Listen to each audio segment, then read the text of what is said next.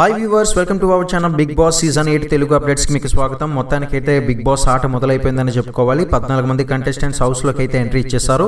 గత సీజన్తో పోల్చినట్లయితే కాస్త భిన్నంగానే ఉన్నారనుకోవచ్చు అనమాట. ఈసారి no captain, no ration, no prize money అంటూ ట్విస్ట్ అయితే స్టార్టింగ్లోనే ఇచ్చేసారు బిగ్ బాస్.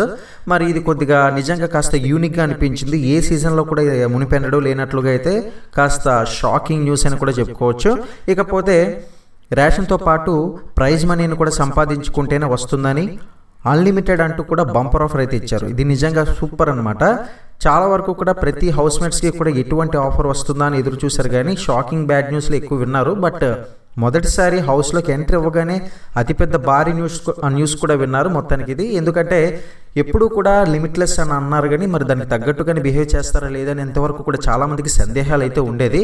కానీ నిన్నటి ఎపిసోడ్తో మాత్రం నిజంగా అదైతే ఒక క్లారిటీ అయితే అందరికీ వచ్చేసింది అనమాట. ప్రైజ్ మనీని కూడా లిమిట్లెస్ పెట్టడం అనేది నిజంగా సూపర్ అనమాట. అక్కడ ఉన్న హౌస్మేట్స్ కళ్ళల్లో కాంతి మామూలుగా లేదు. బట్ అది వాళ్ళు దాచుకున్నారనే చెప్పుకోవాలి, బయటపడిపోకుండా. ఎందుకంటే ముందు ఆటంతా ఆడాలి, ఆడియన్స్ ఇవ్వాలి, ఒక సపోర్ట్ రావాలి, ఇవన్నీ ఉంటాయి కాబట్టి మరి అంత ఓవర్ కాన్ఫిడెన్స్ అయితే చేయకూడదు కాబట్టి. బట్ లిమిట్లెస్ మనీ ఇవ్వడం అనేది మాత్రం సూపర్ అనమాట. అసలు ఆ టాట్ అనేది చాలా గ్రేట్. ఒక రకంగా చెప్పాలంటే బిగ్ బాస్ ఒక మాట చెప్పాడు, ఆకాశానికి హద్దులే లేవు అన్నట్లుగా మీ ప్రైజ్ మనకి కూడా హద్దులైతే ఉండదని అనేసారనమాట. ఇంకా అది బిల్గేట్స్ అయితే గుర్తొచ్చారు నాకు ఒక్కసారిగా. ఒక్కొక్కరు బిల్గేట్స్ అయిపోతారు ఏంటి ఇప్పుడు అని నేనైతే అనుకున్నాను చూసినప్పుడు ఆ సీన్.